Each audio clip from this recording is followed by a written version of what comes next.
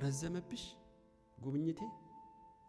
መከራው በየቀኑ በየወሩ አይደለም በየቀኑ ጨመረብሽ ወይ? አይ እግዚአብሔር አሳልፎ ሰጥቶኛል፣ ጸሎቴም የሚሰማ አይመስለኝም፣ ከዓመት ዓመት እየጨመረ ነው፣ ለቅሶዬ ቀንና ሌሊት ምግብ ሆነኝ፣ እግዚአብሔር ወዴት አለ ለምንል እንደምባቆም የምትሰሚውና የምታዩ በምድራዊ ነገር ከሆነ ቃሬዛ ይዘውልሽ ነው የሚመጡት፣ ደረት የሚደቁ ነው የሚሰበስቡልሽ፣ ጉድጓድ ቆፋሪ ነው የሚከተልሽ። የምንጠብቀው ጉብኝት እንደ ቃሉ ነው ወይ ነው? እንደ ቃሉ ከሆነ አለቀ።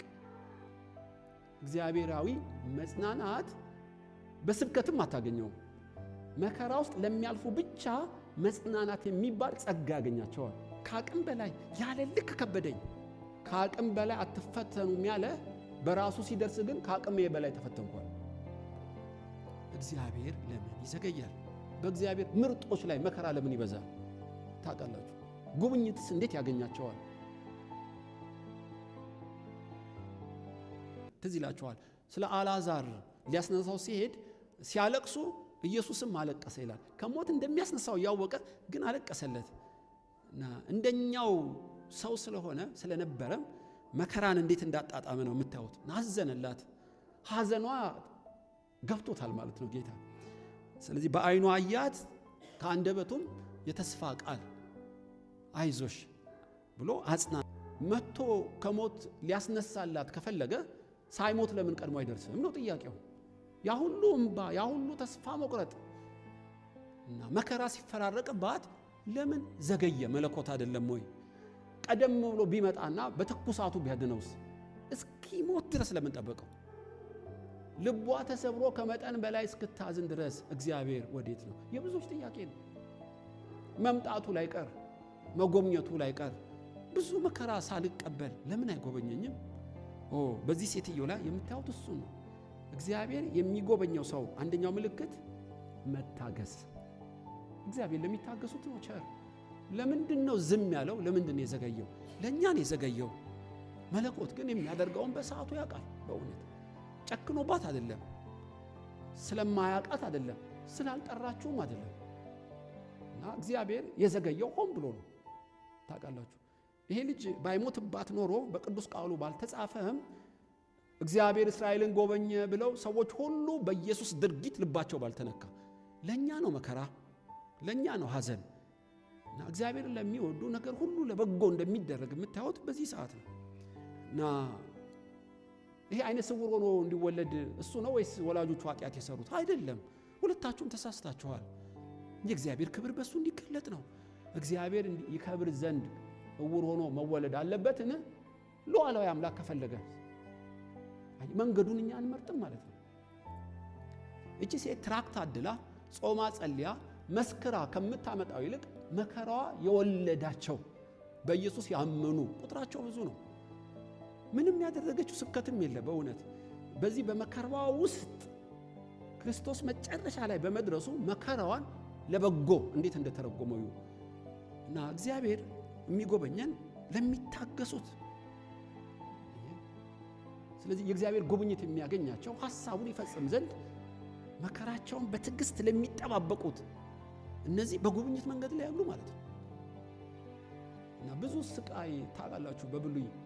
እና ይስሐቅ እና ርብቃ 20 ዓመት ነው የጸለዩት ያዕቆብን ለመውለድ። ይስሐቅ እኮ የፓትርያርክ የአብርሃም ልጅ ነው። በምሪትና እግዚአብሔር በድንኳን ተገልጦ ነው ይስሐቅ የተወለደው። እና ስርወ ግንዱን ስታዩት የይስሐቅ በጣም አስገራሚ መለኮታዊ እጅ አለበት። ብዙ ተስፋ ቃል ያለው ሰው ነው። ርብቃ ደግሞ ታውቃላችሁ ታሪኳን። እነዚህ ሁለት የተወደዱ የእግዚአብሔር አጀንዳ ያለባቸው 20 ዓመት ሙሉ ማልቀስ ነበረባቸው ወይ? እግዚአብሔር ለምን ይዘገያል? እግዚአብሔርን የሚወዱ መከራቸው ለምን ይረዝማል? እና ይሄ የብዙዎች ያልተመለሰ ጥያቄ ነው። ርብቃና ይስሐቅ ጉብኝት የዘገየ ቢመስላቸውም በእነሱ ጸሎት የሚቀመም ያዕቆብ የተባለ ፓትርያርክ አለ። አልገባቸውም። ከነሱ ይልቅ ብዙ በጊዜና በፍጥነት የወለዱ ቶሎም የተጎበኙ ብዙ ናቸው። ይስሐቅን የሚያክል ግን አይሆንም። ርብቃ ላይ ጨክሞ አይደለም እግዚአብሔር፣ ይስሐቅ ላይ ጸሎቱን ስላልሰማ አይደለም እግዚአብሔር። በሁለቱ እንባ በጊዜው የሚገልጠው ያዕቆብ የተባለ እስራኤልን የሚሰራ 12 ነገድ አባት ስላለ ነው። የእግዚአብሔር እጅና የእግዚአብሔር ሐሳብ ያለበት ሰው መከራው ብዙ ነው። ታውቃላችሁ ለምን? የዚህ ዓለም ገዢ ይቋቋመዋል እንዲህ ያለውን ሰው እና ለቅሶ ብዙ ነው፣ መከራው ብዙ ነው። እግዚአብሔርም በእኛ ፍላጎት ደግሞ የሚመራም አይደለም። የሚያደርገውን የሚያውቅ አምላክ ስለሆነ ይታገሳል። ትዝ ትላቸዋለች ትዕማር የተባለች ሴት ብዙ መከራን የደረሰባት።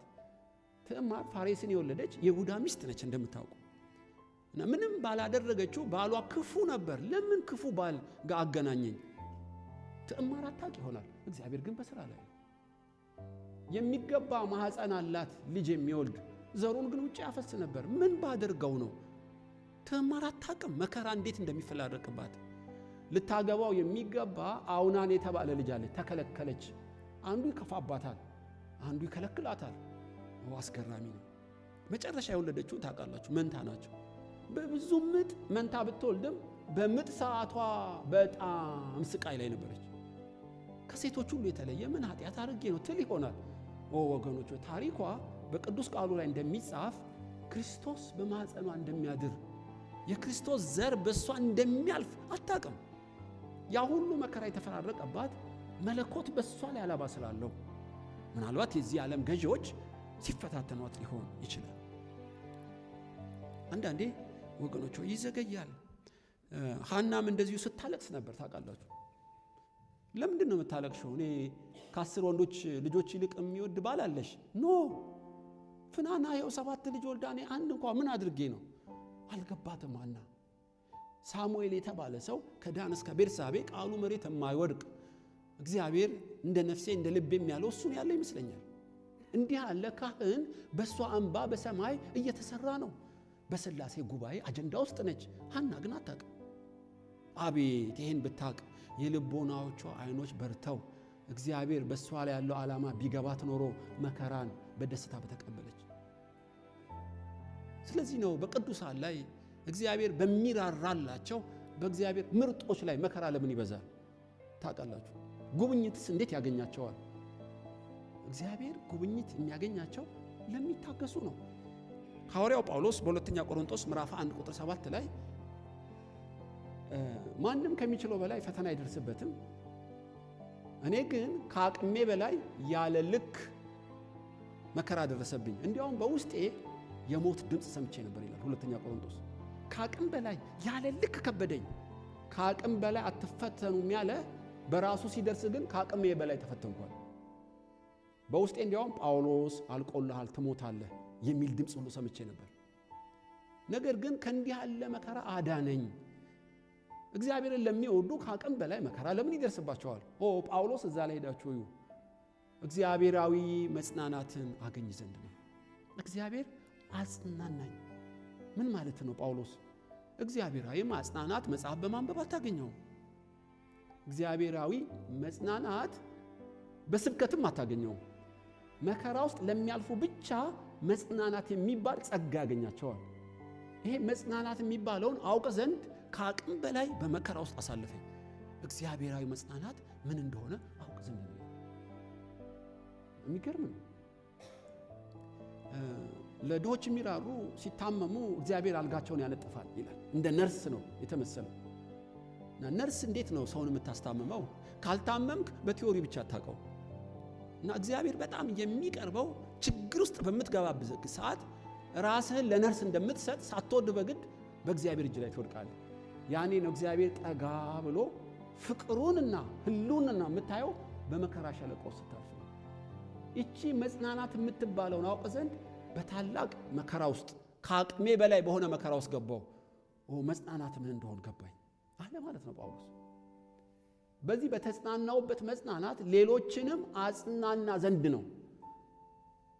ገረመኝ በእውነት ሐዘን ደርሶብኝ እኔ እግዚአብሔር በአጽናናኝ ማጽናናት ሳጽናናችሁና ሐዘን ሳይደርስብኝ ቅዱስ ቃሉን ብቻ አንብቤ በአጽናናችሁ እኩል አይደለም።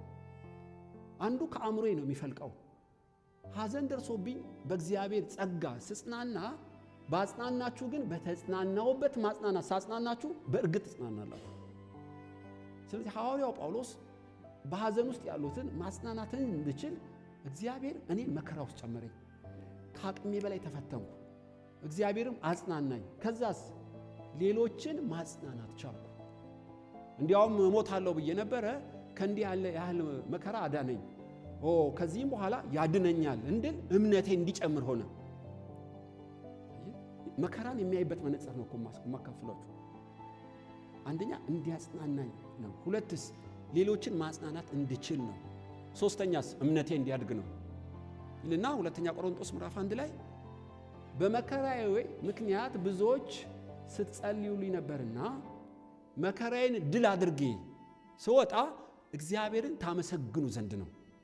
መከራን የሚተረጉምበት በዚህ ነው። እና በዚህ ሴትዮ ሕይወት የደረሰው ይሄው ነው ልላችሁ ነው። እግዚአብሔር ለሚታገሱት ጉብኝት ያገኛቸዋል። የእግዚአብሔር ጉብኝት የሚያገኛቸው ሰዎች እነማን ናቸው? በመከራ ውስጥ የሚታገሱት። ልጄ ታሞ አልመጣም። እሺ ባሌ ሞቶ አልመጣልኝም። ልጄም ሞቶ አልመጣልኝም። ይኸው ልቀብረው እየሄድኩ ነው። አይ እግዚአብሔር የለም አላለችም። ሐዘኗ በጣም ከባድ ቢሆንም ከአምላኳ ጋር ግንኙነት እንዳላት ታያላችሁ። ነገር ግን በፈለገውና በወሰነው ሰዓት የዘላለም አምላክ መጣ። ጌታ ሆይ አንተ እዚህ ሆነ ቢሆን ወንድሜ ባልሞተ ነበር አላለችም። እንደ ማርያም እግዚአብሔር የዘገየበት ምክንያት አለ። ውጤቱን ስታዩት በሁሉ ፍርሃት ሞላባቸው። ታላቅ ነቢይ በእኛ መካከል ተነስቷል፣ እግዚአብሔር ሕዝቡን ጎበኘ ያሉት በዚች ሴትዮ መከራ በመጣ ውጤት። እግዚአብሔር አሰራሩ ድንቅ ነው። እስከ ምጽአት ድረስ የዚህ ሴትዮ ታሪክ በናይን ያለችው በቅዱስ ቃሉ ተጽፎ ይገኛል። መከራዋ ለጥቂት ጊዜ ነው፣ የመጣው በረከት ግን ለዘላለም ነው። እንደምታዩት እግዚአብሔር ለሚታገሱት ቸር ነው። አሳልፌ ሰጥቻችሁ አይደለም፣ ጸሎታችሁን ስላልሰማው አይደለም፣ ስለ ኃጢአታችሁም አይደለም። እኔ ፕሮግራም አለኝ። በዚች በናይን ሴትዮ ክብሬን እንደገለጥኩ ብዙዎች እግዚአብሔር እስራኤልን ጎበኘ እንዳሉ አነጋጋሪ ነገር እግዚአብሔር ያደርጋል። መከራው ብቻ አይታየን፣ ፍጻሜና ተስፋ ያለው ነው። መከራ ሲበዛ ታውቃላችሁ መልካም ነገር እንድናቆም እንገደዳለን። ብዙዎች መልካም ነገርን ያቆማሉ። እናታችን ሳራ ታማርር ነበር። እንዲያውም አጋርን አሰቃየቻት ይላል። የመከራው መርዘም ሳራ ሌላ ባህሪ እንድትዋረስ አረጋት። አንዳንዴ ከእግዚአብሔር የተጠባበቀው ሲረዝምብህ ባህሪ ይቀየራል። ኩርፊያ፣ ንዴት፣ ቁጣ ትጀምራለህ። በተለይ አገልግሎት የሚያቆሙ መልካም ነገር የማያደርጉ ከቤተ ክርስቲያን ከቅዱሳን ከእግዚአብሔርም የሚርቁ አሉ። ታቸው ነበር ታውቃላችሁ። አንዱ የመከራ ክፋት ከአምላክ ጋር ያጣላናል፣ አምልኮና ስግደትን ያስቆመናል። ጉብኝት ዘገየ ማለት ነው። ኢዮብ ገብቶታል። የፈለገ ነገር ይምጣብኝ እግዚአብሔር ሆይ ስጋዬን በጥርሴ እነክሳለሁ፣ እስክትጎበኘኝ እጠብቅሃለሁ። ዳዊትም እንደዚሁ ነው የሚለው። እግዚአብሔርን አታምልክ ብለው አሳደዱኝ፣ እናትና አባቶቼ ተውኝ። እግዚአብሔር ሆይ በተሰደድኩ በጫካ ሆኜ ግን አመልክሃለሁ። እግዚአብሔር ቃል እገባለሁ ከአንተ ጋር አገለግልሃለሁ። ስግደትና አምልኮን አላቆምም። ብዙዎች ከሰው ስንጣላ መልካም ነገር ማድረግ እናቆማለን፣ መስገድ እናቆማለን፣ ማገልገል እናቆማለን። ኢቭን ከሰው የተቀበልን ይመስል ወገኖች የምንጠብቀው ጉብኝት እንደ ቃሉ ነው ወይ ነው? እንደ ቃሉ ከሆነ አለቀ። ከአምላክ አትጣላም፣ ከራስህ አትጣላም። ዘመንህ በጥያቄ መልስ በሌለው አዙሪት ጥያቄ ውስጥ አትገባም። ዮሐንስ ታሰረ ማለት እግዚአብሔር ስራ አቆመ ማለት አይደለም። ዮሐንስን አላስፈታውም ማለት አንተ ነህ ወይስ ሌላ የሚያሰኝ አይደለም። በክርስቶስ ዓለምን ለመጠቅለል የእግዚአብሔር ዘላለማዊ ቅድ ሲገባ ነፍስህ እፎይ ትላለች። አሁን ያ የምትጠብቀው ጉብኝት በእጅሽ ላይ ገባ ይችላል፣ በእጅ ላይ ገባ ይችላል እና ላትዳስሰው ትችላለህ። ነገር ግን በትዕግስት ላይ ነው ሆይ የዘላለም አምላክ ቀኑ ሲሞላ በራሱ ጊዜና ቦታ ያየኛል፣ ይራራልኛል፣ የቀዘቀዘው የሞተው ነገሬን ያስነሳልኛል በሚል በትዕግስት ነው የምንጓዘው ወይስ በማጉረምረም ተስፋ በመቁረጥ? ይሄን መጠየቅ አለብን። ልክ እንደ ዕንባቆም የወይን ስራ ቢጎድል ከብቶች ከጋጣው ቢጠፉ እኔ ግን እጠብቀዋለሁ። በዚህ ማንነት ነው ያለነው። እጠብቀዋለሁ። ልጆቼ በአንድ ቀን ሞቱ፣ ከብቶቼ ያለቁ፣ ጤናዬ ሁሉ ተወሰደብኝ። እኔ ግን በናፍቆት እያለሁ እጠብቀዋለሁ። እንደዚህ ነው የምንለው። እግዚአብሔር በራሱ ጊዜ እንደሚጎበኘን የደረሰብን መከራና የዘገየብን ተስፋ ከአምላካችን የማያጣላ ማንነት ውስጥ አለ ነው። በዚህ ጉባኤ ለአንድ ሰው እግዚአብሔር ድምፅ አለው። በእውነት ልጄ ሆይ ረዘመብሽ ጉብኝቴ? መከራው በየቀኑ በየወሩ አይደለም በየቀኑ ጨመረብሽ ሆይ? አይ እግዚአብሔር አሳልፎ ሰጥቶኛል፣ ጸሎቴም የሚሰማ አይመስለኝም። በቃ እንደ ዘካርያስና ኤልሳቤጥ አርጅቻለሁ። እንደ አብርሃም ሚስት እንደ ሳራ ማህፀኔ ስራ አቆሟል፣ ጡቶቼም ወተት ከዚህ በኋላ አግቱ፣ ተስፋ የለኝም አልሽ። እግዚአብሔር በጊዜ ይመጣልኝ ይላል። ስለዚህ አይኖችሽን በእኔ ላይ አድርጊ። አይኖችሽን ቀና ካልሽ መድኃኔዓለም እየመጣ ነው። ኢየሱስ እኮ እየሄደ ነው። አስከሬኑ ወደሱ እየመጣ ነው። ኢየሱስም ወደሷ እየቀረበ ነው። ላንቺን የሞተ የሚመስልሽ ለሱ ጎበዝ ነው። ሙታን የሞትን አዋጅ ሽሮ የሞትን ስርዓት አቆሞ እንደገና አጎብዞ የሚያስነሳ አምላክ ያንቺ አምላክ ነው። ለሚታገሱት እግዚአብሔር ቸር ነው። ስለዚህ ነው እሱ እስኪ ጎበኝ ድረስ አታነሳሱት የሚለው። ለዚህ ነው ስራውን ባንቺ ጨርስ። አሁን እኮ የምትለምኙን እንኪ ሊልሽ ይችላል። የሚጠቅምሽ ግን በጊዜው ሲሆን ነው። ቢያምሽም አየ በሚጎበኝሽ ሰዓት የሚክስ ጸጋ ይዞ ይመጣል።